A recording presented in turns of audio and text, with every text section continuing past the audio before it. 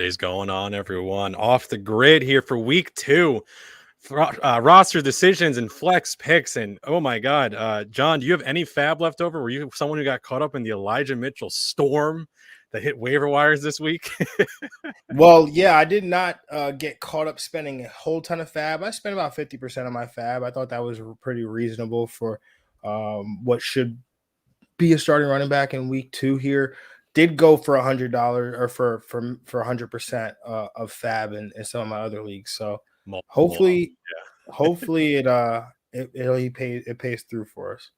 Yeah, I tell you, week 1, was there some surprises? Of course, that Green Bay Packers game. I didn't really expect them to score, 3 points. But there were some good games. That Cleveland Kansas City game was great. We had some bad games. Anything that went down in Jacksonville, Houston. I don't know if we learned anything. Those are terrible teams. But man, how about Jacksonville just screwing people's survivor pools 2 years in a row? I thought Houston was going to win that one, so I picked Houston to win. I think Jacksonville's the worst team in football. So I mean, we might have a bad team playing tomorrow on Thursday night, and I'm going to talk about that game later tonight, actually, on GR Weekly. But we're here to talk about we're in and out, quick hits. We're talking about some flex decisions and some roster choices you have to really make, all the tough stuff. That's what we're talking about here. So Patrick Mahomes, congratulations again. We will never be talking about him, hopefully. There's a player I want to talk about. One of these positions, a guy that, man, we should really be thinking as top 5 pick possibly in the preseason. Now it's like, oh, we need to actually talk about some of these players. So John, we're going to start off with quarterback. Hit me with some names here. Yeah, man. Quarterback position, last week didn't come in too hot. I think I threw Matt Ryan out there that face planted. Trevor Lawrence, he was just okay. So this week I'm gonna go a little under the radar here, maybe not, but Teddy Bridgewater, he's the expert consensus quarterback 18. This week he has the 11th best matchup in terms of passing fantasy points per drop back versus Jacksonville. So if you take his fantasy points per drop back from just his passing fantasy points last week, and then the points that Jacksonville allowed to Tyrod Taylor, you combine those, that's the 11th best advantage.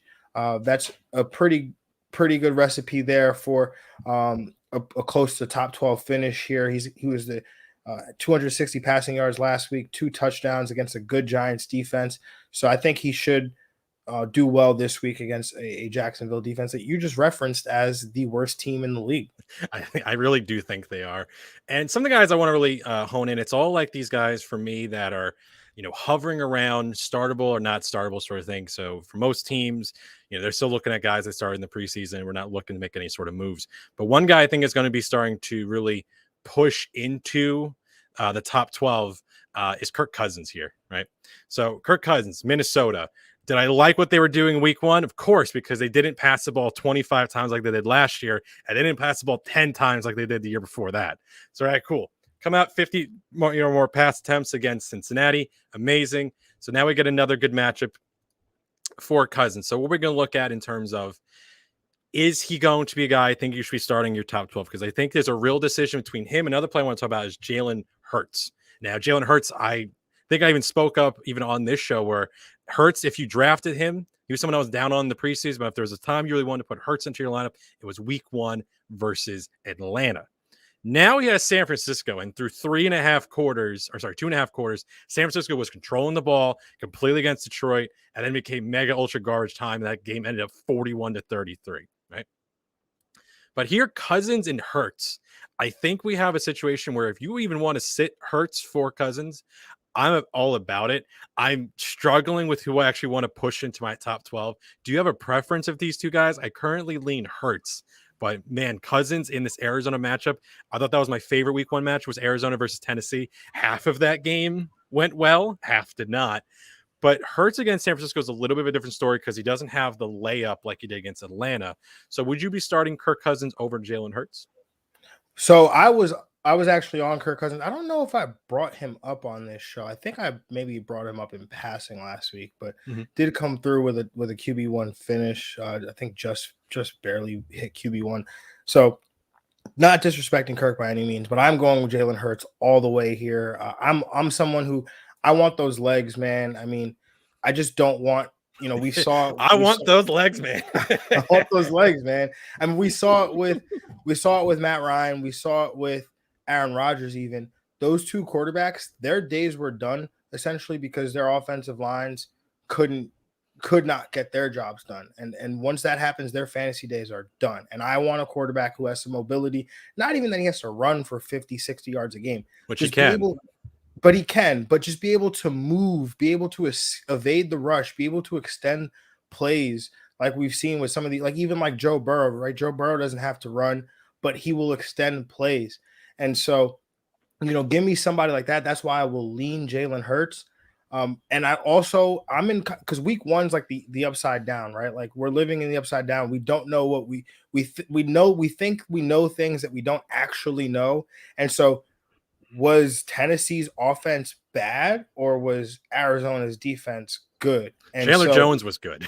I know Chandler that. Jones was very good, but their secondary, their linebackers, they flew around as well. And so, this is a team that they've been working on getting this, upgrading the defensive talent for over the last 2 years.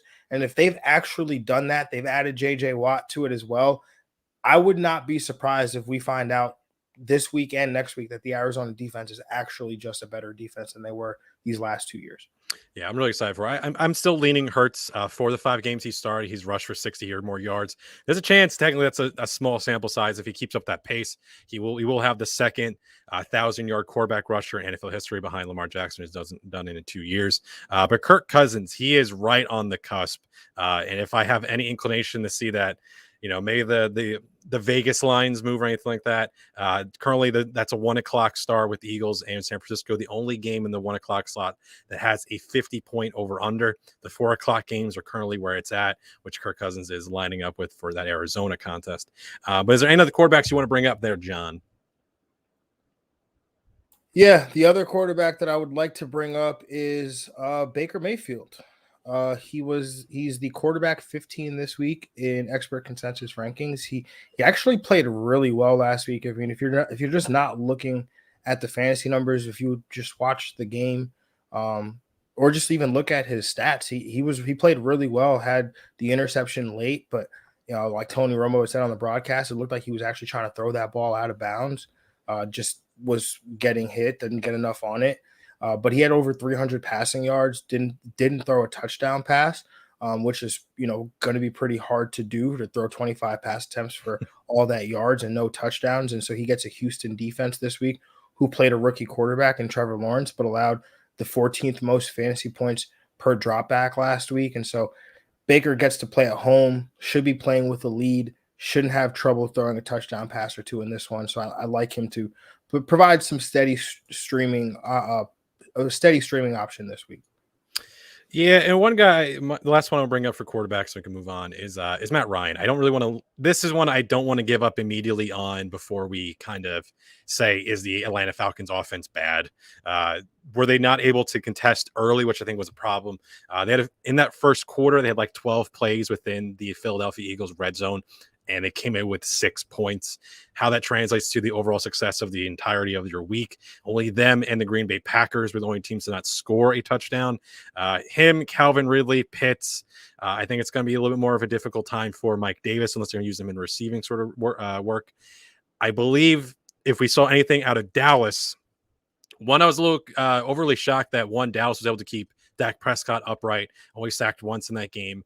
But there wasn't really a real kind of stalwart defense in terms of the receiving game. If you're going to attack Tampa Bay, attack them through the air, and Atlanta, I think, is going to have to do so. So if there's a guy I'm looking at to just fall into production, this is more of a quarterback 2 sort of situation. It would be Matt Ryan. Because the problem is that the top end of quarterbacks this week are looking really good. It's really just Hurts and Cousins down there combating for the 12th spot. And then it's, we're not so far enough into quarterback being a big contention point, but we do have a lot of contentious guys at, a few other spots, which one would be running back. John, running back, who do you want to start off with that position? Yeah, so last week in this spot, just kind of highlighting how I did here. Chase Edmonds was one of the recommendations, finished as the RB17. Javonte Williams did not come through there. So I think that Melvin was Gordon did, though, baby. Melvin Gordon did, though. So, one of us was going to be right. So there was that.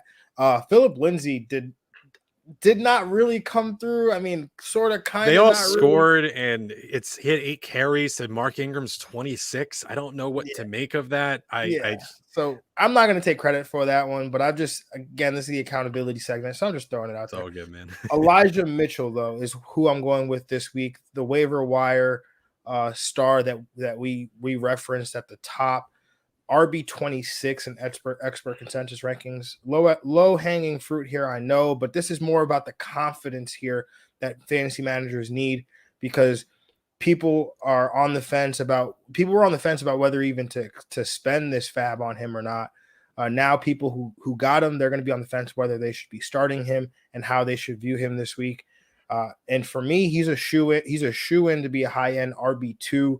According to Football Outsiders, rather, they have an adjusted line yards metric, and San Francisco's offensive line in week 1 was the 5th best unit in that metric. Philadelphia's defensive line, on the other hand, in week 1 was the 7th worst in that metric. I like to add these two metrics up between matchups to kind of see where there might be an advantage and who might have the best matchup. That San Francisco-Philadelphia matchup between the San Fran offensive line and the Philly defensive line makes for the 4th highest matchup of the week.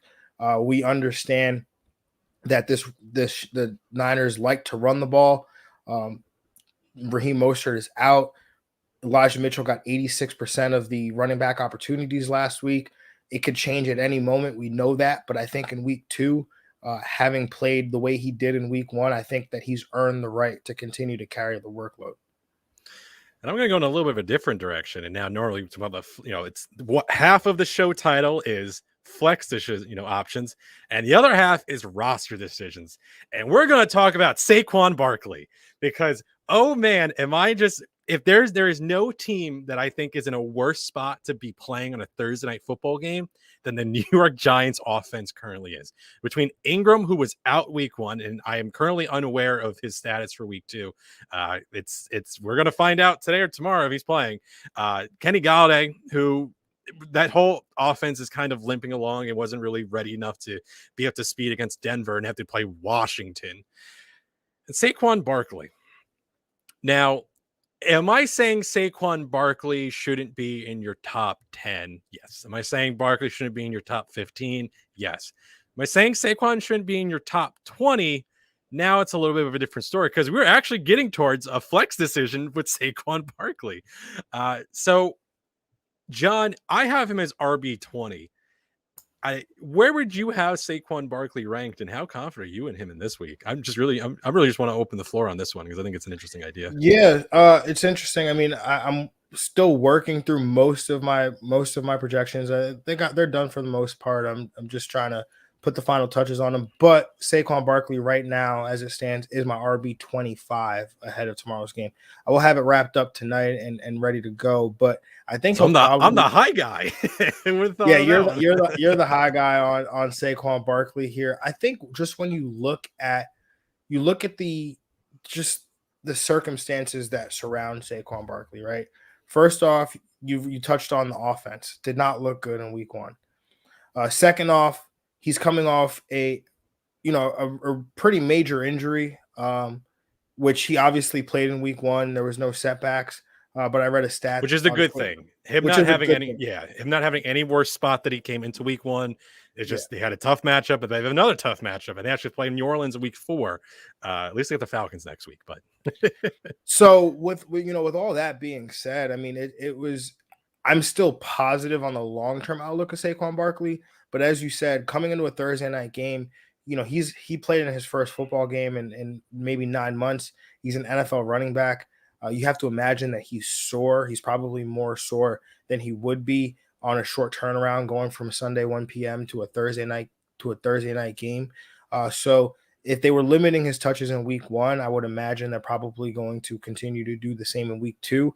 And we probably don't see Saquon Barkley at full capacity in terms of the volume and the workload until maybe week 3 after he's got 10 days off after this Thursday night game, which seems like it seems like a mini bye week. A lot of the NFL teams like to refer to it as. So I think that's when we'll see Saquon Barkley get that utilization that we might be that might indicate that he's ready to go. Some guys I'm actually starting over in my rankings over Barkley, and some of these might be a little bit shocking in a sense. Damian Harris, Clyde Edwards-Helaire, Miles Sanders, and Kareem Hunt in that Houston contest. Without Odell Beckham Jr. playing, he is confirmed to be out for the game. I think the big correlation is the defense and the running backs. Between him and Nick Chubb, one of 2 players who had double rushing touchdowns, the one being Josh Jacobs in weird sort of ways. Between Chubb and Hunt, these are very good running back options this week. And Kareem Hunt, I've spoken to him before on multiple occasions on this channel that I do not like how they were using him was kind of like a running back closer. Well, closer might start in the 3rd quarter because this game might get extremely ugly. So Kareem Hunt, I'm starting over Saquon Barkley with no hesitation. Is there any problems with any of those players I just named starting over Barkley? No, most of them I have ahead of Barkley. There was one name that you said. Harris, CEH, yeah, Sanders, and Harris. Hunt. It's gotcha. Harris. I don't have Harris quite as high. Oh, the Jets guy doesn't like a Patriot? No way. Hey. You know, I like to keep my opinions free of any bias here. Damian Harris just in PPR leagues just isn't going to be as high for me as understandable. Listen, as some other guys. He had 100 rushing yards and 11 fantasy points, so that's fine. yeah. So, Miles Sanders, Elijah Mitchell, even Darrell Henderson. These are all guys that right now I have. Clyde Edwards-Helaire, Myles Gaskin, all guys that I have right now ahead of Saquon Barkley. Yeah, I mean, when we start getting into that, outside of the top 24, that's probably when I start having to have this conversation. But I guess the question is, do you even want him in your RB2 or RB1 spot even? But what do you even have right now to go to, right? Because I think that's really the thing. You drafted Saquon Barkley with a 1st-round pick. The running back position is not super deep. Are you looking to a receiver that might carry some more upside playing in a high total game?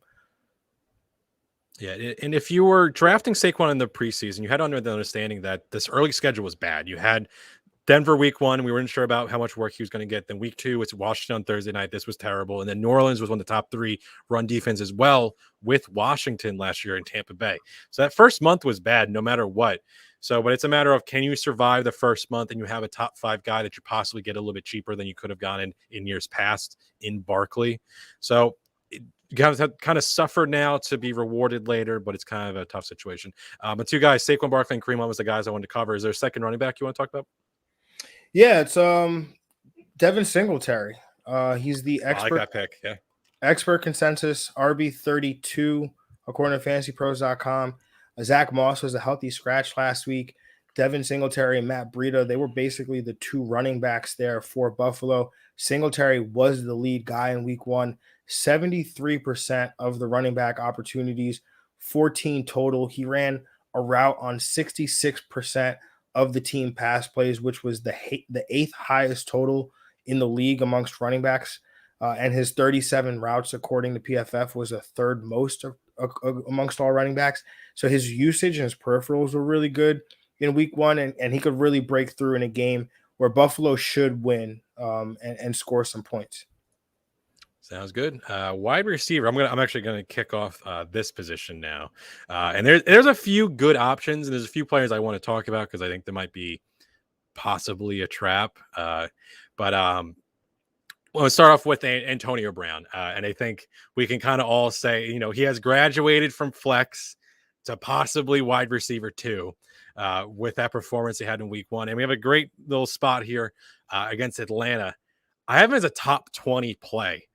So anyone who has drafted Antonio Brown, and we all knew he was going to be a screaming value. And we saw that he was just behind Evans in targets last year when he was activated for the team. He was the most targeted red zone option. Mike Evans was not a non-factor on Thursday against the Dallas Cowboys. And if he is the second favorite target for the receivers, no matter what Gronk really accounts on this, and I like to say Gronk just showed up because it was a big day on, he had rest, the lights were on, they're getting the championship banner put up. So Gronk, I'm a little bit here and there about, but Antonio Brown, he is a top 20 play. He has graduated to wide receiver 2 status. So congrats to him. So maybe we're not talking about him ever again on this podcast, but I just want to say that for right now, Antonio Brown was a good option last week. He might have been brought up on this show. I can't remember. He probably was. I had him in my notes. I don't know if I skipped over him, but I probably stole him. I don't know. It was something, but I definitely had him in my notes as a nice play going into last week. But yeah, top 20 play needs to be in your lineups, like must play for sure for those, the wide receiver 2 or flex spots if you're just deep at receiver. Yep, no, absolutely, totally agree here. But someone I definitely did bring up last week at the wide receiver position, Corey Davis, came through big time there.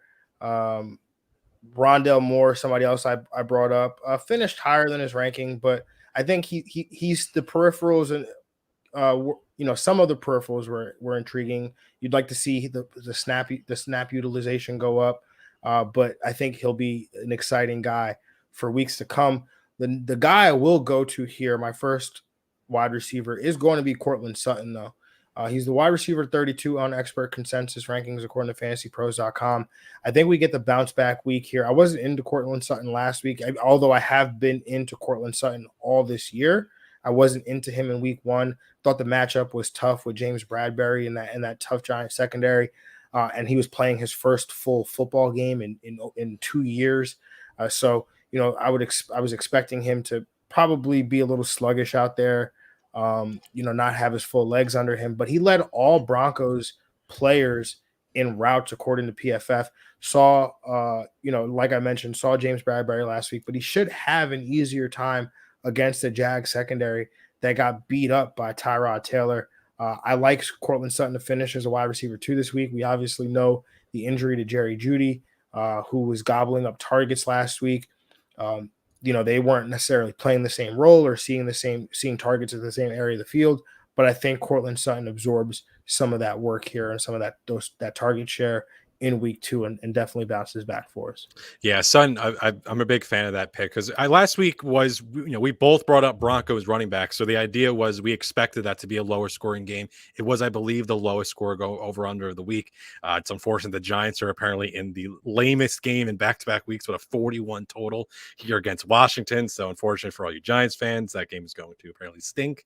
But one of the few players I'm going to have talked about on the show that I could bring up. One was Brown. The other one here, though, Mike Williams. I do prefer Mike Williams to Cortland Sutton. Oh, it looks like John June wanted Mike Williams.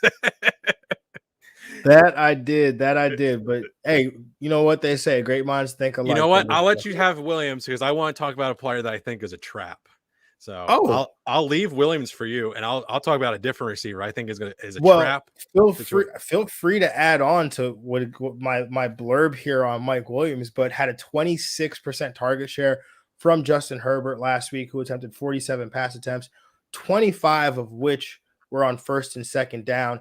And this week they faced Dallas, who threw the ball 58 times against the Tampa Bay Buccaneers in week 1. This game has a 55.5 point total. According to FanDuel Sportsbook, the last time I checked, both teams are projected for more than 26 points, with the Chargers being projected for an implied total of close to 30 here. I want a piece of this offense. Mike Williams provides that, and at wide receiver 36, according to Fantasy Pros, that is a cheap price, and count me as in. It's really funny because I was looking actually at that game from last week, and Antonio Brown had an average depth of target of 20 yards, which is that's just fun to me. But yeah, Williams. I think anyone in this game you could probably start. Jared Cook is in my top 12. I love Williams. I love Allen and Eckler. For some reason, Eckler didn't get a target in last week's game, but this is every single week. I think is going to be Dallas and whoever they're playing are just push them toward the top of your rankings, push them towards the top of your projections. I love these games. Love Mike Williams. We've been tricked by Mike Williams before. He has had big receiving games in week 1 and then kind of sputtered out. But I believe in him here against Dallas. Love the pick. But let's talk about my wide receiver trap. That's Jarvis Landry. So I even went back to see, is Jarvis Landry going to be a good option just because we didn't have Odell? And it was a game where they needed to have offense being produced through the air. And I was like, all right, so we must have seen that Landry was like the standout receiving target. Well, he tied, was it Anthony Schwartz and David Njoku in targets for the game, with them having just a low volume to any one guy, which has not been anything new. This is how Cleveland operated without Odell, which is run the ball heavily, prioritize keeping the game competitive. Now, this is Kansas City, which is a completely different team than when you can have, and much more cake matchups against like with Houston here. But with them playing, I think in a game where 20 pass attempts might be too, like that might be over. Like this can be like a 15, 16, 17, like that low pass volume sort of game. And Landry, I just purely think there's not going to be enough target work because we saw them spread around. They have all three tight ends involved. They're not saying Landry is going to be their main receiver target without Odell. It's not like they're changing their game plans. If Odell is there, awesome. If he's not there, it's kind of like, hey, we'll just do kind of all the things we like doing, which is just prioritizing our defense and our run game, winning us football games. They were an excellent team doing that last year. And I kind of assume they're going to be doing that here without Odell in a 12.5-point spread. This is a let's see here. We got Cleveland and Tampa Bay. Yeah, those are, we have 3 games with a 10.5 or higher spreads. Cleveland's 12.5 favorite, Tampa Bay is a 12.5 favorite, and Green Bay is a 10.5 point favorite. There's a lot of just great teams playing terrible teams. And I don't know if the needle pushes too far with Odell. It would have been nice for Odell, I think, to pick up work because he at least has that personality and that, to garner targets. He wants the ball. Landry he's like, all right, cool. Throw it to me when you guys feel like it, whatever. But without him, I think he's a trap. Don't push him too high up your rankings. He's a flex option. He's fine there. Leave him as such. Yeah, the thing I find interesting, because I don't, Jarvis Landry to me last week, he was a guy that you could play because it made sense based on the total and the matchup and what the pace of the game might be. This game, you want nothing to do with him because he could very well leave with 3 receptions for 15 yards and no touchdown because they don't need to throw the ball. They don't care. They're like, all right, cool. That's why I like Hunt. I think it's the correlation just lines up where you say defense and running will win it, and it's not going to need Chubb late in the game. So a Hunt, I would play him over Landry in a heartbeat. But Landry, I think, is a trap. I'm currently ranking him as my wide receiver 38, and I think that might be too high. I think I need to move him down to like the 40s because guys like, if Beasley's going to have that much work and be on the field as often as he was, Will Fuller coming back, I think these are players with higher upsides than whatever I can get out of Landry. Marquez Callaway, who's no longer getting the Jair Alexander treatment. Everyone having a great day and scoring touchdowns, but not Marcus Callaway in that game last week against Green Bay. So I think Landry needs to be in the 40s, and even that might be too high. Yeah, I mean, the one thing I wanted to mention before we move off the wide receivers and the Browns wide receivers combined, Jarvis Landry, Donovan Peoples-Jones, and Anthony Schwartz combined for a 40.7% target share between the 3 of them. The only wide receivers to see a target that day. The tight ends, David Njoku, Austin Hooper, Harrison Bryant combined for 37% of the team targets. This is a tight end offense, to have those many to have 3 tight ends involved is a lot, and to have this involved is a lot. So just keep that in mind when you're attacking these Browns wide receivers. And I think it might have been, they were kind of in cruise control through that first half. They were up, they were winning this game like 24-10 at the half, and then it kind of just got 22 to 10, if I can. Math is hard. But it's they were in the matter like, okay, we're in the driver's seat, we're not going to push the pedal. And the problem is Kansas City is a very dangerous team. They're going to tell you what they're going to do, which is throw the ball to Kelsey and Tyreek Hill, and they still beat you because no other player saw more than 3 targets in that game. It was just Travis Kelsey and Tyreek Hill, and we're still going to win.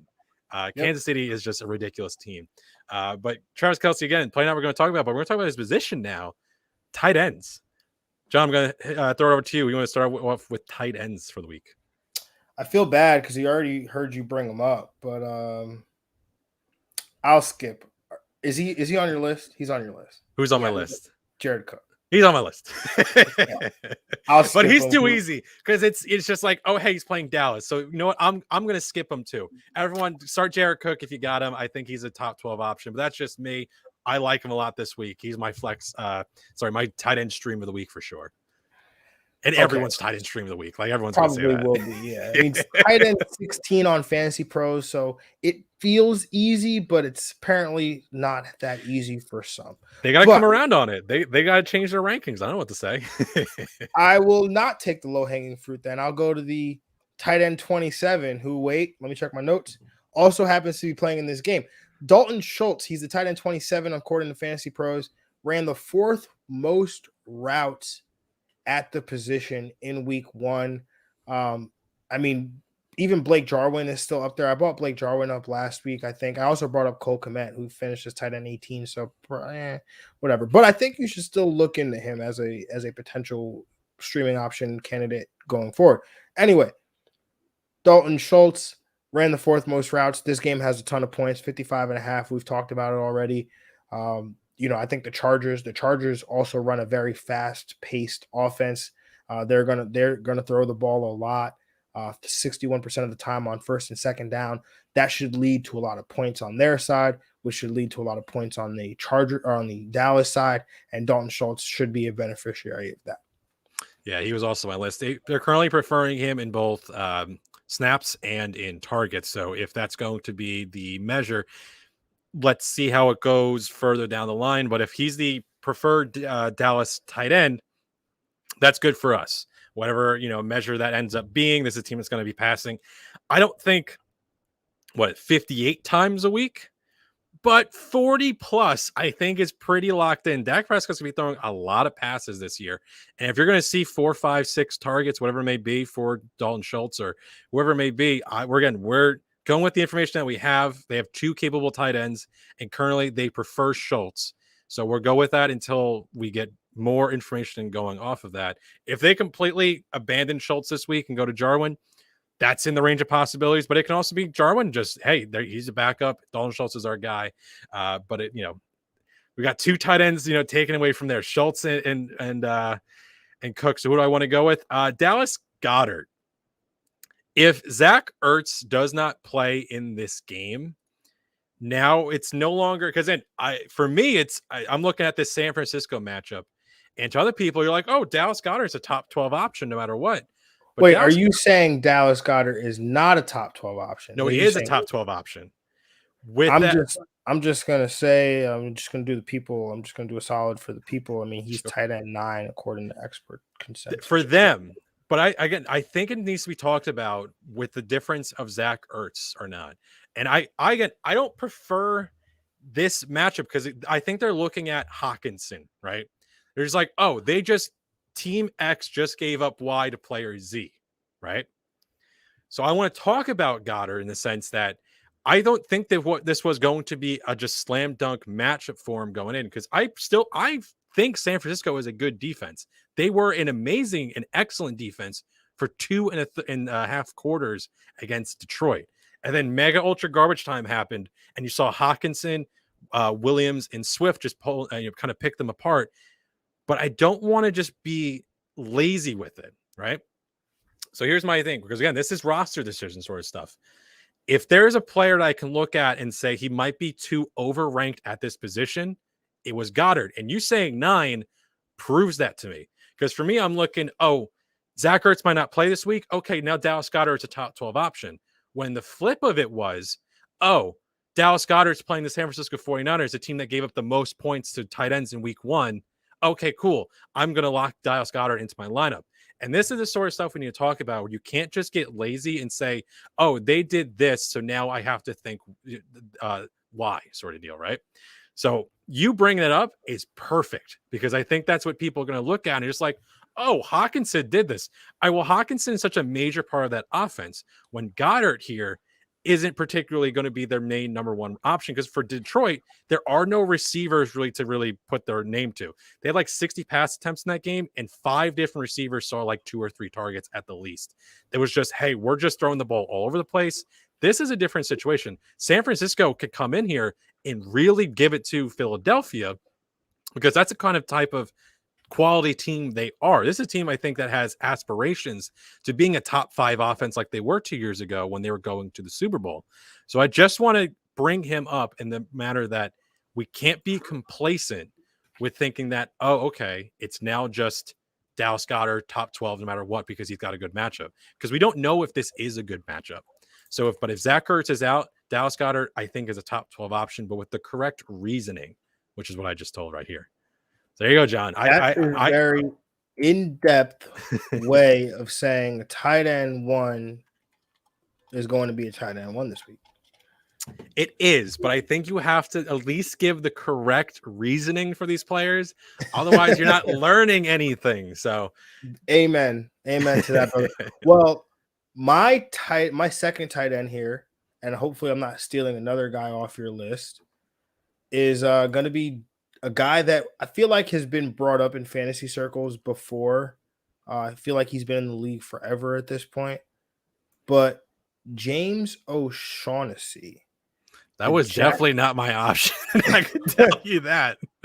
The Jacksonville Jags tight end saw 16% of the targets from Trevor Lawrence in week 1. The Jags are, like you said, probably going to be a very bad football team. He gets to be the beneficiary of getting to catch a bunch of garbage time touchdowns potentially. So it's not one I'm proud of, but I'm going to throw it out there. If we're looking for a deep shot here, then James O'Shaughnessy is going to be my guy. That is definitely a deep shot. That is a deep shot. But hey, listen, I'm not going to give you, you gave me a little guff for talking about a top 12 guy, but I think needs to be talked about in the way that he might be a little disappointing. But we do have a question right here in the chat real quick. I'm going to start one in, I'm guessing full PPR. It just says Rob, I'm guessing James Robinson, Ronald Jones, Javonte Williams, and James White. John, who do you think of that 4 you prefer? Well, I'll do process of elimination. Okay. I'm not going to be into Rojo this week. Bruce Arians is a certified liar, so I'm not going to believe anything he says. I'll wait and see on Rojo. James Robinson, the utilization was kind of worrisome. Did see 12% of the team targets last week, so I thought that was nice, but I don't really want to bank on. I think he got game scripted out. I'm just going to say that. Like, he for sure did. Yeah, I mean, but then he was getting involved in the, Carlos Hyde saw more rush attempts than him, which that was concerning. So then that makes me lean maybe James White or Javonte Williams here. Javonte Williams has a really nice matchup against Jacksonville. James White has, we saw Christian McCaffrey catch 9 passes against the Jets last week. Bill Belichick and company is going to find a way to exploit some of that. Obviously, they don't have Christian McCaffrey, but I feel like they'll try to do some of those things. But I think we expect Denver and Jacksonville to be kind of a blowout. Javonte Williams saw 50% of the running back opportunities last week. A clean 50, right 50%, down the middle. But he saw 55% or 56% of the running back rush share. And if this game is the blowout that we expect it to be, then Javonte Williams could potentially be in the conversation for 15 to 16 carries against a bad Jacksonville defense that gave it up to Mark Ingram last week. So my pick would be Javonte. And I also go Javonte by 1 spot over James Robinson. So I am with John on that. And we're just going to wrap it up with one more tight end. I'm not going that far down the rabbit hole with James O'Shaughnessy. That is for sure. Let me see where he has. Apparently I picked the guy that was too highly talked about. So I'm going to go again. This is not a guy I recommend because the one I really wanted to talk about was Gerald Everett. But the guy I want to talk about in terms of I still want to see exactly what's going to happen in a possible better game. Because I was very disappointed in Tennessee in week 1. I want to see if there's an actual third option, and I'm still hoping it's Anthony Ferkser. Again, if we can just have this offense click, having Derrick Henry be stopped on back-to-back carries from the 1 yard line kind of just encompassed how poorly Tennessee was on both sides of the ball. They had a bad football day. And if Firkser, tight end 23 for me, it's just someone to really look at. If we're trying to beat the waiver wire and see what can we look at in the future, I'm still hoping that Firkser can be a guy who can be a tight end we can look at when buys come up or when this Tennessee offense gets closer to what I thought they would be, which is an extremely tough team to cover between Julio, Brown, and Derrick Henry. And again, the guy I really want to talk about was Gerald Everett, but I got yelled at for a guy who was in my top 12. So I had to go a little bit further down the list here because Gerald Everett against Tennessee, I really like a lot, but I don't want to get yelled at twice on the show. I didn't yell at you. I was just hold up because I was confused. I was like, is Dallas Goddard ranked outside the top 12? No, but he has a terrible matchup. That is a bad matchup. And I like him now. I didn't like him. He would not. Here's the thing. He would not be my top 12 if Hurts was active. No, I understand it now. I was just confused at the beginning.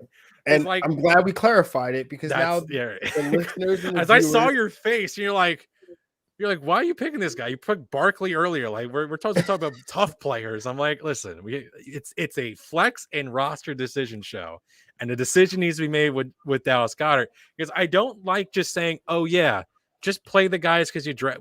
We're no longer in week 1. Week 1 Matt was too safe. All right, week 1 Matt is so the Fantasy Pros reports come out. So you have the difference between me in first place was 60 ranking spots, right? I was almost exactly average. 1206 was the correct average of spots wrong for the week. I was 1207. The number one guy who ranked for the week was like 1140 something. But we're no longer, because I was playing it too safe. We're not talking about safe Matty anymore. We're talking about Matt's going to look at matchups and really dig into it. So when I'm looking at Dallas Goddard against, again, a team I respect a lot in San Francisco, this is a bad matchup. This is one of the worst matchups you can have. Pittsburgh with Darren Waller, but Darren Waller just had 19 targets against a team I think is a good defense in Baltimore. So he gets to go be my tight end 2 or 3. But Dallas Goddard is not Darren Waller. Darren Waller is a guy who can have 20 targets and no one blinks an eye. If Dallas Goddard gets 20 targets in the game, I'll eat my shoe. So you heard it here first. Dallas Goddard, 20 targets. Matt will eat his shoe live on the Gridiron Ratings channel. But with that, I hope that Dallas, I'm taking the under so my shoes stay intact because then I'll just have one awkward Converse hanging around. 20 targets for 50 yards. Oh yeah, that's because that's the other. I'm not very hopeful for him having a good fantasy day. I think he's a top 12 option. Because I want to see more out of like the Patriots guys, right? Jonnu and Hunter Henry. I was very disappointed about their target share from week 1. I'd like to see it more out of them. I don't particularly love Austin Hooper was a miss for me in week 1. I had him in the spot. I had Jared Cook. I was like, all right, cool. Matchups are, look great, but it's like, sometimes you have to look at the matchup in a different way. And I think here with Goddard, I don't think he's a locked in top 12 guy. He's kind of like the last guy in, and he could be switched out if things happen. But we're going to wrap up the show. John, thank you for joining me again, yelling at me, making me make weird bets. I'm always appreciative of that. We're going to be back here once again, 5:30 Eastern time on Wednesdays, making flex choices, roster decisions. Matt gets yelled at, all the fun stuff. John, anything you want to say to the people? Maybe he'll eat a shoe. I hope I don't eat my shoe. I like my shoes. I finally have more than like 2 pairs of shoes. I have like actual options now. I like my shoes. But no, man, with that, I'm glad that, we were able to do this again. I mean, this is going to be fun for the remaining 16 weeks because we are diehards. We'll be here week 18, giving that fantasy advice for all. Oh yeah, we got to do that now. All right. Playing unless Matt wasn't planning that. Well, I just said we're going to January now, man. This is completely off the rails. To the Super Bowl. But follow us at JR Football Nerd for John, at Methodical One for me, at Gridiron Rating, no S for Gridiron Ratings. Please subscribe. Please follow. Please don't have 20 targets, Dallas Goddard. And we're gonna see you guys. We're gonna see